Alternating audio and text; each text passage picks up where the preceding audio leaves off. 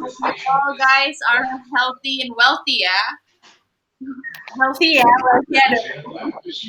Okay, then, so today we're going to start the recruiting tour. Let's start from, wait. Okay, so I'd like to start from the principle of hiring first. So in this, basically in this course, we will start to the scope area of the discussion will be starting from the principle of hiring, and then basically how we visually and also like screen a CV, and also like what are the key points of interviewing. So basically also the most important things that I am going to deliver is that understanding what the candidates are seeking from the company, and also understanding what we are looking for from a candidate. First, I like to discuss this about that I like to tell you the principles. So HR team have been applying these six major things that were like the qualifications that we see from a candidate is that starting from integrity, motivation, capacity, understanding, knowledge, and experience. So you understand that integrity is the integrity is the one that is a bit harder to detect because it's most of the time that it can just shown or detected on their on-site trials and their probation time. And motivation, it can actually be tested starting from the interview. Why it is important because like some people are just you gotta understand when is the candidate actually won the job just because of the job, not because it's their passion, right? So motivation in here, like we it is very key to understand that the candidate is actually really passionate about the job itself. Capacity. So, as I've already discussed with Pita, so capacity, understanding, and knowledge come in one piece. And like the analogy of this is basically like capacity is the ball, yeah, the container, and then the understanding is the fill out. The understanding and knowledge is the filling of the container itself. The difference is that understanding is like knowledge is like just the materials that you know, but understanding is actually how deep you understand the knowledge itself. So that's why understanding is come before knowledge. Why? Because you gotta understand it is better to understand less but really deep understanding rather than have like less knowledge with deep understanding rather than much knowledge but with not so good understanding. And then the last we see on the experience itself in so many cases that people don't understand on or maybe have a different principles of hiring that they see experience in the very first, but in here we see integrity first and experience is the last. Okay, so hire and promote first on the basis of integrity, motivation, capacity, understanding, knowledge, and the last is experience. Okay. So why we put this type of level? Because without integrity, motivation is dangerous. Without motivation, capacity is important. Without capacity, understanding is limited. Without understanding, knowledge is meaningless. Without knowledge, experience is blind. Wait, no, listen. Be right back. Line Okay. told me about my laptop. Okay, so yeah, that's that. Let me go to the next slide. Okay, so we're trying to summarize based on our conversation with candidates from interviews, emails, and inquiries. So, based on that, I detect that what the candidates are seeking mainly is these four major things. First is interest and capability. So, like sometimes there's a content person, but they're actually passionate about not hospitality. It's more on another industry that might be not a fit. So it needs to be aligned between interest and capability. So yeah, that's the main things. Another thing is that the very major key for us is that we can value company culture. This is also what candidates are seeking. Like they want to know if the job, the way how it works in Bukit Vista is actually something that is fit to their preferences. So yeah, culture fit for both candidates and company, main key of success for both parties also. And the third one is incentives. Of course, we cannot blind to see this because it is also major to see. But just not only salary, also like people oftenly asking like, what are the facilities that you will give to us as candidates? Is it like health insurance or any other facilities that we promised on JobStreet and any other online platforms? Like we wrote on JobStreet that we're going to facilitate the candidates like on their support with one laptop and one phone. So things like that is to not very really matter. So yeah, that's the thing. And the last one is stability of the work. So often candidates not just applying in Bukit Vista, but I think in general people are actually concerned about their career path on applying in one company. Okay. So, okay, so wait, what was that? Okay, so this is basically just a fun fact that we got from LinkedIn. So recruiting trends itself has been changing in 2020, and there are four major things that is will change the way HR hire and retain a talent. So the first thing that comes first is employee experience. So previously, people are actually working in a company, and companies see it that okay, employee just working for the company or just pay for the salary and everything. But now it's changing. The way the perspective of HR should see is that basically it's not just the employee work for the company, but company also concerned and work for the employee. So it's basically more on seeing how we work together rather than one party's work for one another. Another thing is people analytics comes second. I also have a discussion with Vita earlier about people analytics and also in HR Guild last week. So people analytics in here is basically about the transparency of data, how people can actually access data about anything, about everything. So more on what is the bottom up thing? So How we organize the company itself. So may I? Yeah. so by basically like having people analytics is like by having all of the data, the insights available for every employees. So then we can actually implement the bottom up culture instead of like top down. So if we take a look at the sample like in the past, for example, all of this data are only available for the top management level of the companies, right? So then since these data are only available for them, then the only people who makes like let's say make sense decisions are only like the top management. So while we are aiming actually, or maybe like the trends in 2020 that people are also like demanding the data to be available for them.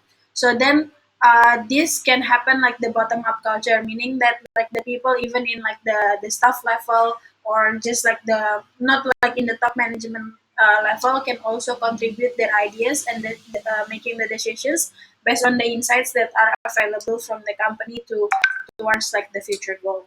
Yes, so basically we also have it already in the company core values, which is be transparent. It's more on like things like that. So the third one is thank you, Vita.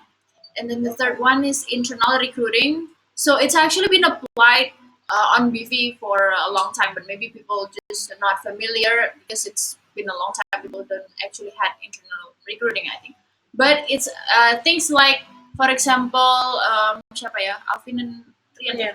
So for example, like Rian applied to Bukit Vista on the reference of Alvin. So things like that. Internal recruiting is basically the people inside the company give reference or like recruit their friends or their neighbor or yeah any relatives. And the last one is generational workforce. So previously people are actually recruiting like they have this certain ages on one particular roles, but the trends has been changing in the terms that for example in market building it is really possible to have like people onboarded on the age of 18, and the other one is in the other hand also like in the age of 40 or 35, and they're going to work in a team together. So I think it's also already applied in Bukit Vista, and yeah, it's pretty cool, I think. So next. Okay. But under aside of those what is it what candidate are seeking. Wait.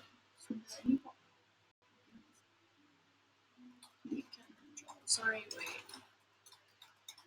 Scroll to ada satu slide lagi.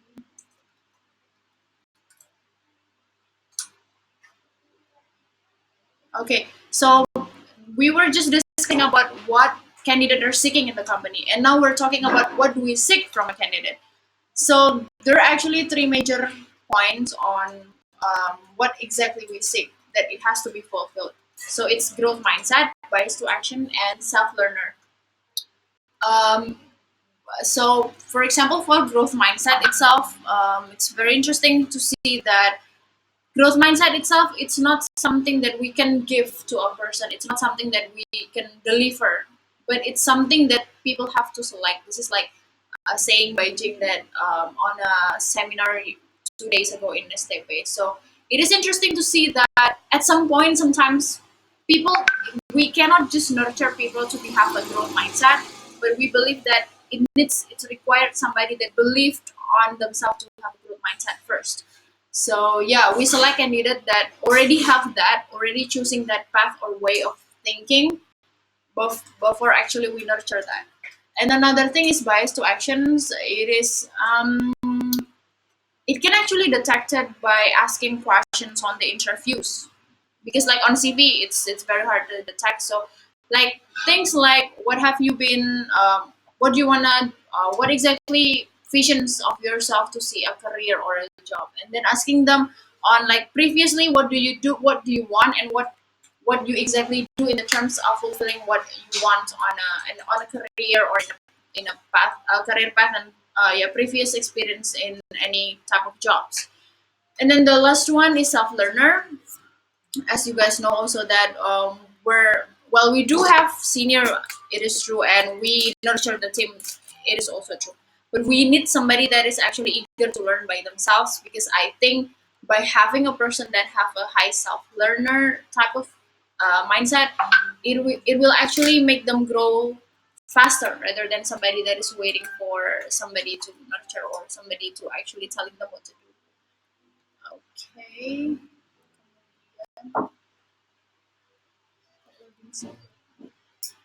Okay, so based on the things, all of those things, what candidates are seeking from us and what we seek from them, there are things that we can control in those recruiting process, and there are three type of things that we detect that is we can control. So first one is selection. We can select, yes, we can select. We can CP the phone screening. We can select the in online interview, and then we can select based on the on-site interview or like yeah the job offers, like whether this candidate is going to be a fit in HR or in content, that the things that we can control. Another thing is attraction. We have influence on actually how to attract the candidates itself, both in online and offline. So for example, we can choose to attract them via JobStreet, via LinkedIn, or the offline we can choose to attract candidates by actually having a more university relation type of things. And then the third one is timing. So the things that we control is that we can control the pace of the hiring process. So yeah, how fast we passed it on the second interview, and then when would like to, how fast is it supposed to be like on the invite them on site trials and go to the probation time. But though those are things that we can control, we still do have things that we cannot control. So what are the things that we can't control? There are also another three things that we can't control. Like for example, one is a candidate follow-up, whether they're going to show up on an interview. We don't know that. Whether they're going to go when to they go to the on-site trials, we don't know that. Like sometimes people can scheduling an interview and no show. Sometimes people already like make an appointment with you guys for like on-site trials, but they didn't show. Or after they didn't pass the on-site trials, they decided not to go or can continue to the probation uh, phase. Another thing is candidate doesn't accept the offer. So very often that we're not often, it's oh, berapa kali? Terhitung nggak? Think From my side dua tuh, banding dua. so 2/5 people that is passed those trials but didn't actually accept the offer. So in that cases, it is also something that we cannot control. That's the condition. That's the candidate choices, not ours as an HR. So yeah, things like that. And the last one is that candidate doesn't pass probation. So also that probation time itself is already the agreement or the detection of every people related to the job. For example, somebody going on probation time in content, it's already been like passed through me or Vita and then to Diba and like for onsite trials they're actually doing well. But then if then there's a change of behavior. Diba, do you have any question? Yes, I was wondering, should I ask in the end of the presentation or can I ask now? Vậy gimana? Ya udah, it's okay, you can cut. Yes. Hmm? Yes, you can ask. Yeah, because so the second point that you mentioned about what we cannot control is actually the candidate doesn't accept the offer, right? But do you? I want to ask a question. Do you consider salary and packages and benefit those things as a thing that you can actually control? Because it's actually one of the things that put into the candidate's consideration of accepting or rejecting the offer, right? Like let's say we really want the candidate because we see that they got the hard skill and soft skill that we wanted, that we're looking for that particular role. But then our attraction is I see the salary and benefit is one of the point of that we can control it, that like attraction, like how we attract candidates, right? So do you consider that as the thing that we can control or we cannot control actually?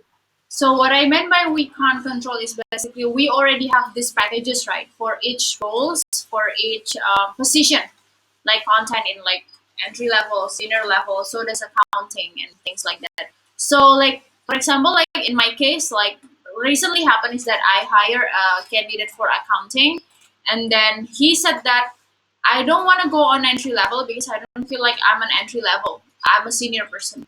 And then I was like, okay. So then I discussed with the HR team, and the HR team actually agree to put him on the salary packages on the senior level, but just with this, the metrics of the probation is also senior. You understand?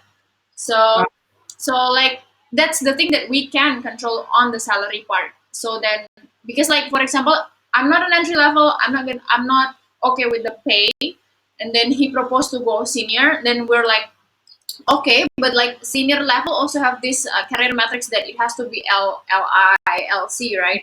So then if he agreed to that, then yes, it's something that we can control, but we can control when he actually said, but still, though, the senior packages, it's not what I want. I want something like 20 million salary in a month. So things like that is that the part of salary that we can't control. But the position that which salary package they can get is something that we can control. So things like that. Does that answer your question? yeah, but then it really then I'm curious and I'm hoping it's on your presentation because that's a skill that I think I need to get. I'm curious on how to set a correct salary and benefit packages for a certain role that makes you confident to like attract or like match you with the correct candidate. Do you know what I mean? Yeah. Yeah, how to determine oh, this role deserve this amount of packages, this role deserve this amount of packages. The skill set to like apa namanya connect the salary with the correct role. That is the thing that I would learn more actually. So there are two type of things that I do, and I believe Ita also do to actually match the candidate's expectation of salary with ours, right? So the first one, for example, in Job Street, is actually there is a range. We do have range in the apa job ads that, for example, content tuh berapa 5 million to berapa million, for example, it's already stated there. But then there are some people that is still apply and didn't really pay attention on the range. Then what I do is usually after the first interview, I'll just going to ask like I'm just going to actually deliver screenshot the what is it pay package to them. Like it's also what happened in MBA too. Like it's also been like have been practices in hiring MBA candidates for already like months. So yeah, we just deliver the packages like I said, like a fit. Is it like what you expected or not? So two things that we do about matching the pay packages expectation of the candidates. Is that answering your question, Diva? Mm, Yeah. Okay. Okay. I think if I may, Yeah, sure. Sarah, I think what Diba was asking was like more into like what are the metrics that we put when we are actually giving, oh, for content we are giving this much of salary, and then for HR this much salary, for other positions this much salary. I think to answer that question as per now, it's more into like I would say actually it's more into the at the candidates that unfortunately it's still, I think it's still on the candidate side that needs to adjust with us as well. Um, but the thing that we do as HR when we are recruiting is that we tell them like if we're hiring from the entry level with what, how would I say this, like the unique style. I think maybe like the plus point from us is that we have this fast career path. So then, if you believe that you are actually you deserve not just like from the entry level, you should actually like accelerate more into like another position, like not position, but like like in the career path itself faster. And then you can prove yourself, and then you actually can also get what you deserve from that. So yeah, I mean, answering what Diba was asking, like still like unfortunately still like on the candidate's side that they need to adjust with us instead of us adjusting with what they're expecting.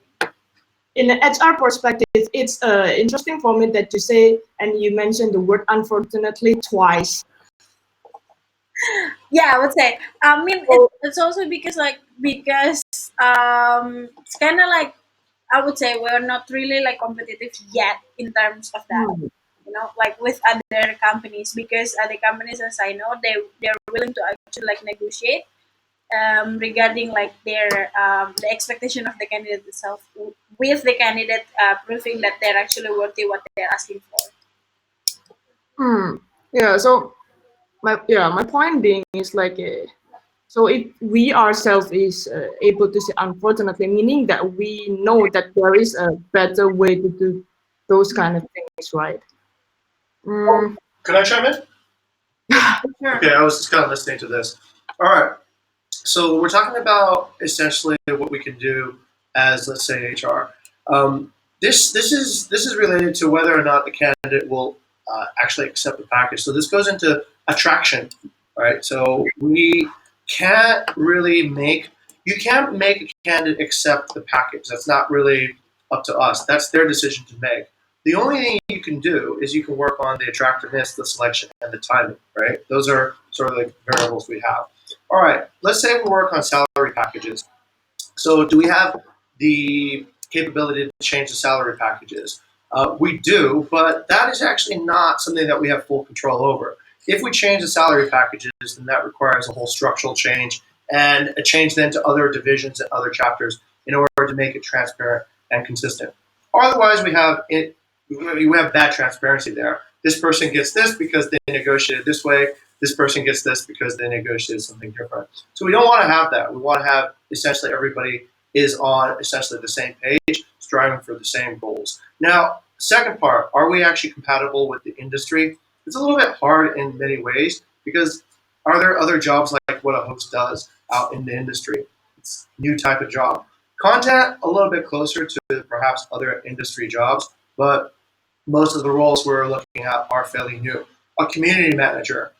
Last time I checked, I didn't see that many community manager jobs available in Bali. So these roles, like a revenue manager in the way that we do it, data analyst, these are all sort of novel roles, and they do require a novel person to approach it. In terms of how we make it attractive, and let's say a candidate did not actually on board because they rejected the package, then we need to go back to look at what controls we have the most control over. Was it that we selected a candidate that was, let's say, salary focused first rather than growth focused? Was it that we selected somebody that was not attracted to us? Did we present the worst news first in the timing so that if they wanted to reject, let's say, the offer, they reject it as early as possible rather than at the end of the interview process? So the selection, timing, and attractiveness are the factors that we have the most control over, but we do not have control over whether or not the candidate rejects the package. You could have the best salary package, and the candidate might reject because you're not family friendly, or maybe you're not like whatever it might be. So every candidate accepts or rejects a package based on, let's say, their own personal set of priorities. And it's not always salary. You can pay them the most and they still would not say yes. We've seen other people also forgo better offers to work at Bukit Vista because they've seen other things. So the only thing you can work on is get that no as early as possible. Try to get that no up front and move that selection process to where you would hear that no beforehand. Does that make sense? That's what I would do at least. Okay, all right, pass it Okay, back. thank you, sir. Okay, so yes, go to the next slides. It's next discussion is basically about the process on how we hire. So the first step is that we're going to first, of course, CV screening, and then this three major key is basically the visual first before we actually look up the actual content, like drill deeper. So the first layer that we see is the grammar. So, well, maybe Vita and Jing are being forgivable about seeing grammar, but for me myself, it's actually pretty crucial. Well, true, it depends on the roles that they're applying for, but for me, it is actually I don't know something that irritates me to see if the grammar is not or like typos, things like that. So yeah, the things what's it the most essential or the most risky things is that, for example, having a copywriter but like having a lot of grammars incorrect or typos. And then the next one is design and context, because actually demand an easy to read type of CV, because it will I believe it will highly appealing to the recruiter itself. And then the last point is completeness of that data. So so many cases that I saw CV is not attaching a birth date or the year. I think it's pretty key though to see that when exactly they're born, like how old this person is. Well, true that we don't actually limit at ages, but actually we'd like to see that in this type of in this what's it, much of experience actually is it happening within 5 years, 10 years? Because some people are not attaching the years itself, which is I think it's also important to put timeline in their CV to see whether this person whether the experience actually match and make sense to the timeline itself or not. And then okay, so for us for HR itself, we have this what is it metrics to see and detect the CV screening itself. And you guys can actually type it's HRRISK. That's the tax expander, and then you're gonna see this five things attached on that tax expander. So there are risks that we need to detect from a CV itself. So first one is industry risk. Industry risk is basically on based on their CV. Are they like actually experience or experience working in hospitality industry?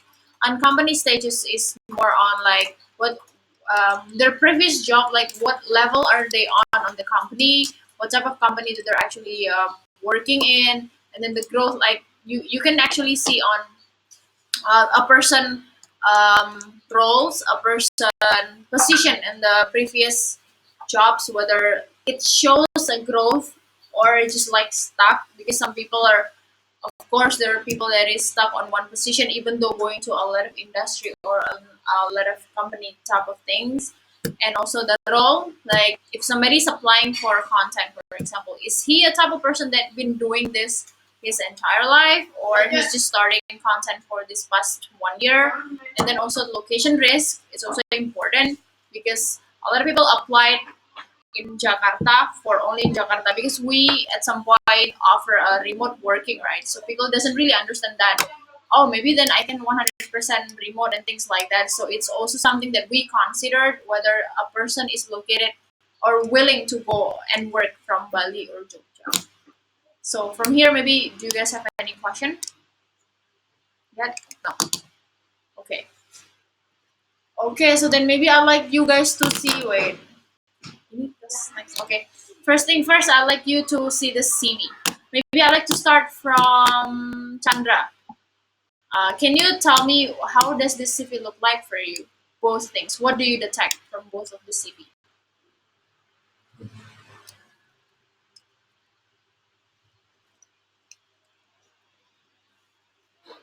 right, for the curriculum of Larasita, I don't think that it is easy to read.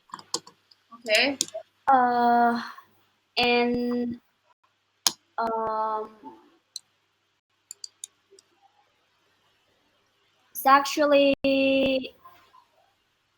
have the work experience, but it's not in sequence, so not in timeline. Like you can see from, and then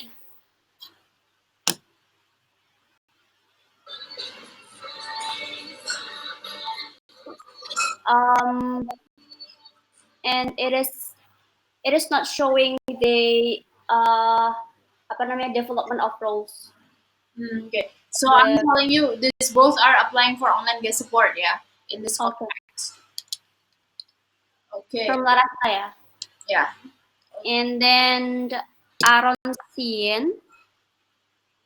Okay, I could see easily the timeline of the work experience that he's actually doing, and um, he put a lot on the roles, so I could see that there is a role development in each stage of his career. Right, that's it. Okay. So maybe go to Diba. Do you detect anything from this CV? mm, Aaron got better timeline for sure, and both are applying for online guest support. Yeah. Yes. Hmm. Okay. All right.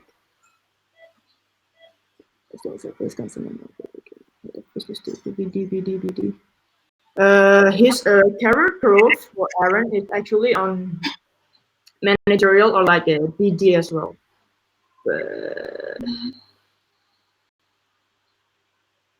Okay, GVP interiors Indotex money mine. Probably got in Indotex. I'm not sure. I know all the company, but look like got some industry risk because he never worked at hospitality before. Yes. Hmm. Okay. Perhaps Anything else? also. Anything else? Talking about risk. He's pretty consistent on the career that or on the role that he chose. So no real risk, but that's a bit odd if he's applying for online guest support, I guess. Uh, Considering his background is from business development, yeah, probably location risk a bit, medium location risk because big cities background and compared to us who live on an island life. Mm, what else? Yeah, that is from Aaron. From Larasita, started career from 2015 to the DJ. Yeah, growth perhaps. And role, I don't know. I think she is based on the city only. She at role risk, but she at least used to talking and seeing and guiding a lot of people. So I don't know what that will help to online guest support uh, job description or not. Okay. Okay, so maybe from Cynthia as an online guest support, can you tell me which one is gonna be a you think is gonna be a better fit? Okay. So I will start from Larasita first. From both of those CV actually has a very old version of curriculum vitae. So the one that I noticed here first is about the curriculum vitae word or font. I think it's unnecessary to be there. And then I could see Larasita is not really consistent because she read it on bahasa and also in English. So I think I'm not sure, but from my side, it identified that this person is pretty not consistent. Mm. And then also, it's better that you only put your newest education on your CV because it's yeah it's unnecessary. I don't know. I don't want to know that when you're kindergarten or your SD or what. And then the related job for online care support is I think yeah her last job as tour guide and tour leader. I think it's pretty much related because it's on the hospitality area, hospitality field. She met like guests, and then yeah, there are some points that you should not mention. I think on the Latasita, and then from Aaron, I think mm, based on the background history, ini cowok ya. Yes. Aaron doesn't have any background on online care support or in hospitality. He is more compatible for MB or BD. And then also, I didn't see no related job as OKS there. And I'm not sure. It's kind of like he's more like show off himself rather than like uh like focus on what he want to apply. And also the education background, I didn't see any education background on Aaron CV. At least you can put the last education background. That's from me. Okay. Okay. So yeah, that's true. So from Aaron, he didn't attach the education background, which is quite important to see the consistency between.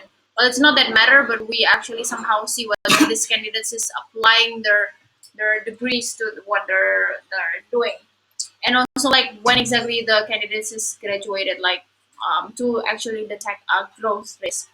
So in this case, maybe I'd like to ask Nangli about your perspective on: do you think both candidates have a low or high growth risk? Both candidates.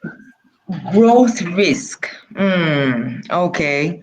Well, in terms of growth risk, mm, I guess your risk will be lower with Aaron, given his background. He has firstly tried many different.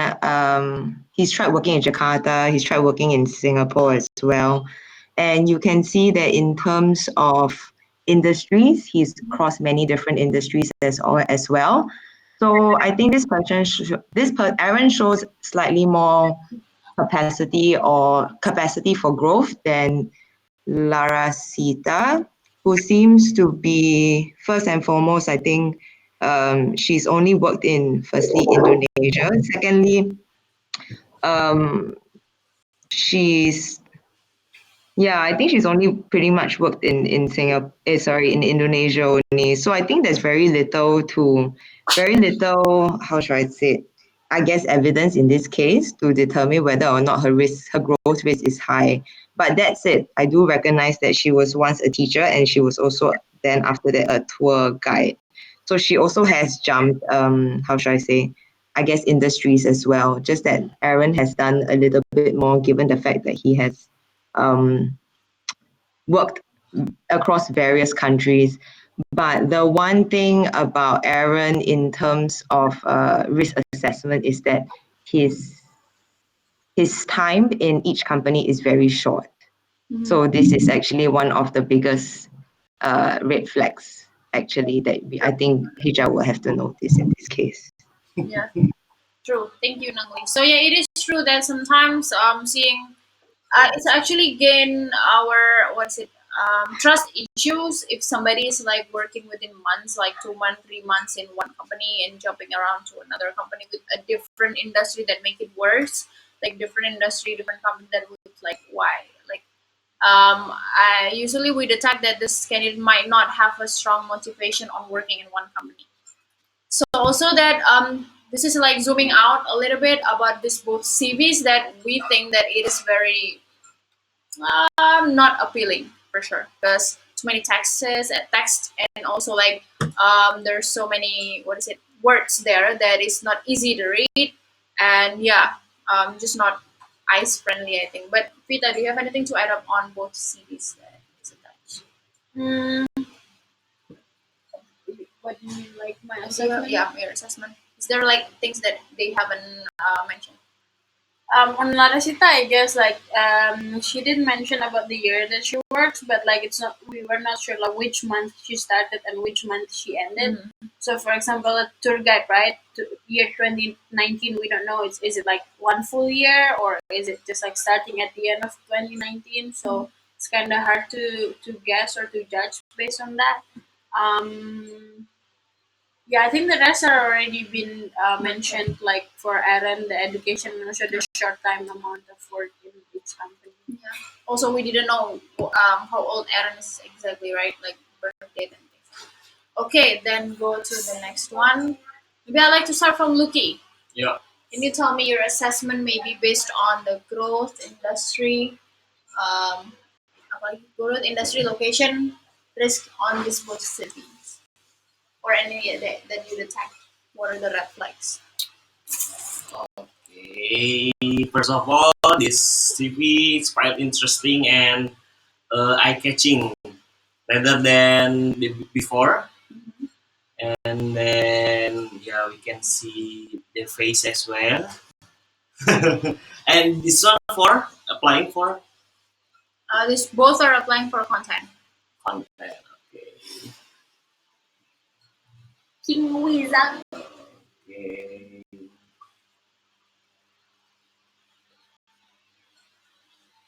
Yeah. Can you detect anything that is not okay in the CV?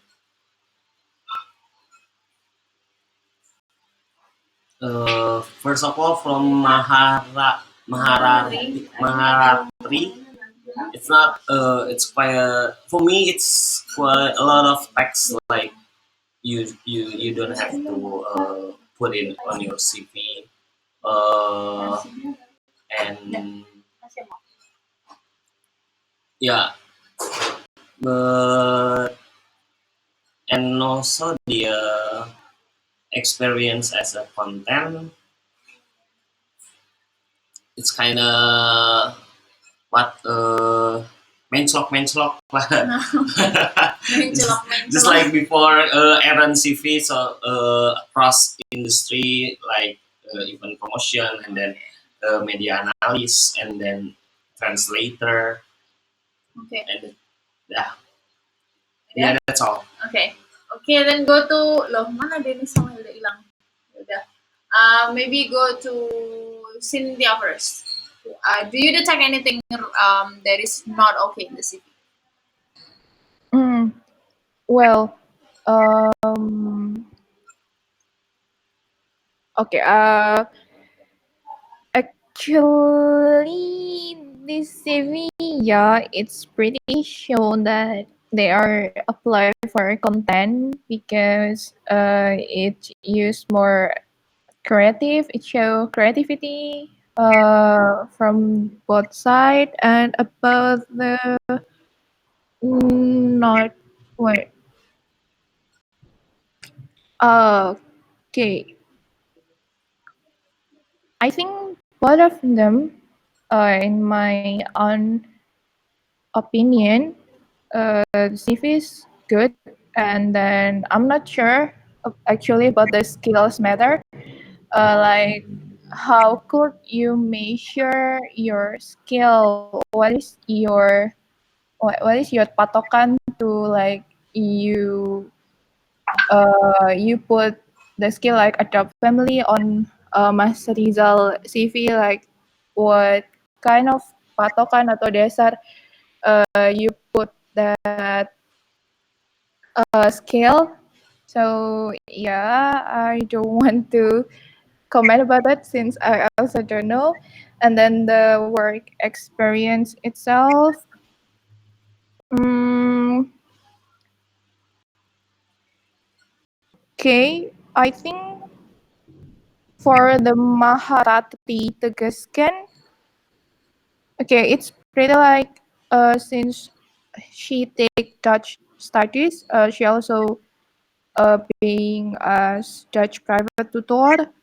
But yeah, I think the time is not really like so close. The jump in time, and I'm not sure. For my side, I didn't see any like likeness like the previous one. Oke, Dennis Q, bisa dengar Dennis Q?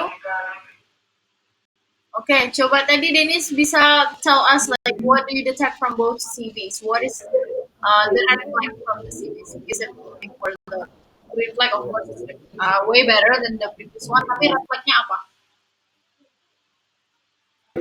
I'm sorry, ini daftarnya buat apa ya kak? Like Content. what position are they taking? Content.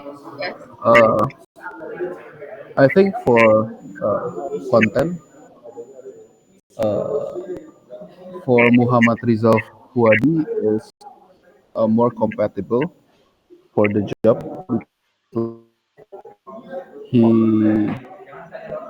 has like achievements in the like using cameras and editing skill, I think. While for Maharatri, the only thing that is related to content is only freelance media analyst, and I don't think that it will help in the content work either. Maybe if we will try to attract uh, Dutch people, maybe she could help in the language, but I don't think like it will matter that much since we don't actually like we try to gather the visitor at full scope by using English language. Oh, okay. Okay, then let's hear from Diba. Let's pretend that this is not Rizal, yeah, like it's Ah, somebody else. So, what are the key things that you see from both CVs? actually, I'm a big fan of bullet points in copywriting or stuff. It like a direct. If you're doing sales, that's like a direct sales that you can also grab attention for the audiences to where they want to, where you want them to look at. So I think actually these two candidates have achievements, but for results, CV is easier to look because they put it on the bullet point and keep it short. Meanwhile, the city from Maharashtra is actually she also have achievement, but it's you can barely understand what the achievement is because she put the event first on bold Hmm. and the real achievement on the description. Like I said, Pekan Seni Mahasiswa Nasional, fifth place for dance category. And second of all, they both have achievement, but result achievement is more in line to the content roles. And I have to agree with Cynthia that it's hard to measure skills because they put it themselves, like for the videography, communication skill, blah blah blah blah. But at least results if you put the skills, I mean the hard skills, right? And I think some roles need that. It's I think it's okay because this is actually the candidates opening up for question for like the later interview. So you know if you are having if you know that you are going to have a interview with this candidate, you know that you can test the skill originality or skill authenticity, like because he mentioned that he got a good copywriting, that we should build the questions that will test his skills on copywriting and such things, and also videography and as well. And things that are available on Google CVs but not on Maharashtra is actually references. I think that is good for HR to like do a quick reference check to the previous employer of this candidate. So yeah. Yes, it's actually something also important, but the least people actually see about references. So we learned from the previous case that it is important to check on references at some point, and yeah, it is really good to if you are. It's like gaining evidences on somebody that you still have doubts, like, oh yeah, got a good skill, got a good background, but like I feel like not 100% sure with the candidate, then you can ask for the references itself. So yeah, but a lot of people actually didn't actually attach reference, which is I think okay, but it will be way better if somebody attach that. From me, I would agree, and in this case, I can see that in the way that I see it is that Rizal CV is cleaner in the terms that it's easier to read based on timeline and also the cleanliness of the CV itself, the design. But the thing is that he didn't attach the month, like just like the year for the formal. Oh, sorry, work experience. I mean, like it's only 2017, 2018. In that case, like he only worked for a year, but it's I don't know whether it's like a year, 12 months, or like 2017 on December, 2018 on February. We don't know that. So yeah, things like that, and also like internships, like how long does this person actually do the internship? And and answering about the Cynthia's question about how do we benchmark the skill set itself. Most of the case, we really what's it button up on the online assessment that we send. Like we in content we have like copywriting online assessment, also assessment on photo editing. So in that case, we really what is it give marks, or really yeah really consider the result of the assessment instead of seeing this type of skills that they attach on the CV, because it's something that is very subjective, right? Because it's the candidate itself that feels like they're good at this, good at that. So maybe Vita, do you have any things to add up on this screening? I think on Maharatri, she puts the portfolio, which is good actually for content, right? But also, I think for Maharatri, is like she's a bit more, how do I say, like she's not just mastering in one thing, but like trying a lot of things all at once. Like, for example, as a general treasurer, and then also doing arts. So I'm not sure like how deep is she in one subject, especially in content, while she's also doing a lot of things at the same time. So yeah, I think that's all that I want to add. Also, that's something that I'm curious about from a content person that always mentioned that I was freelancing for this period of time. I usually ask on like, okay, so can you show me or tell me what are the things or the project that you've been done during your freelance period of time. So I think we're already running out of time. So from here, maybe do you guys have any question regarding the course that we have today, or anything, any comments, or yeah, to improve for the second and third session? Maybe starting from Chandra. Freezing ya Chandra? Iya dong. Ya udah. Well, let's pass it on to Cynthia. No, for me, no. There's yeah, all good. Okay, from Dennis Q.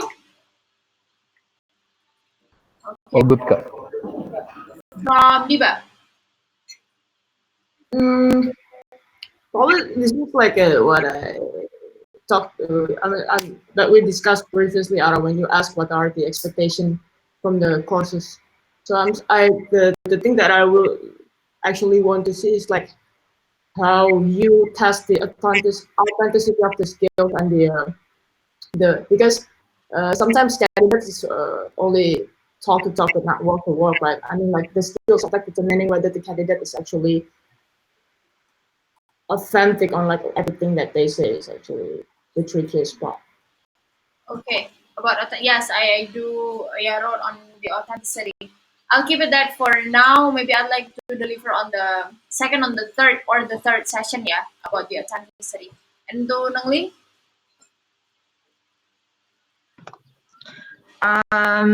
Yeah, I think I have to defer to Diva on when you ask for the expectations. I know maybe the word is expectations as well. So, um, think you were getting a good sense. But I also heard that you were you asked Jing, actually everybody has different expectations and they're all of different things, right? So it's a bit hard for you as a trainer to kind of like meet everybody's expectations. But yeah, in terms of relevancy for me, not very high though. I'm sorry, Yeah. I have to say. Yeah. So okay, so how I put it, the course is that basically I like to put it like gradually.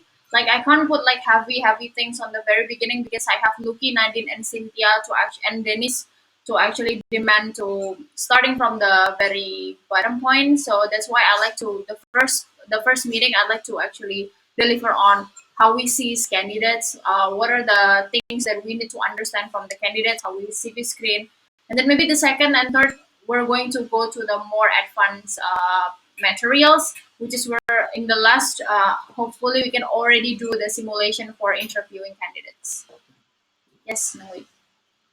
Maybe can I suggest you do an outline though on your next two second and third session? What are you going to cover, and then share it in the group chat, so then people know like, oh, okay, if this is not really something that I need to know or I already know, then maybe they don't have to attend, something like that. And it's also more relevant for your students, right?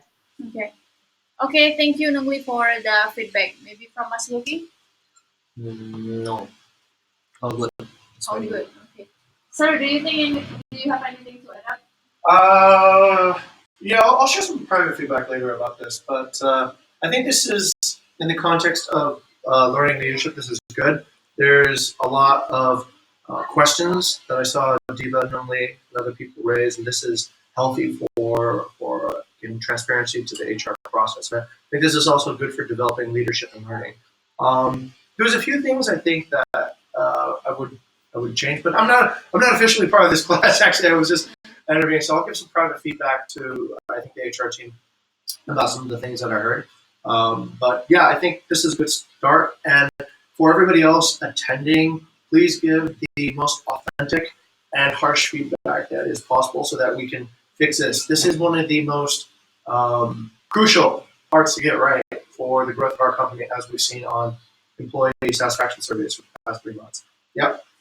Okay then. Okay then. I think it's already here from everyone's side. I think. What? Oh yeah, Chandra, do you have anything to add up? All good, Ara. Okay, thank you. Okay, so then, right, I will put the outline for what are the classes is about for the second and the third one.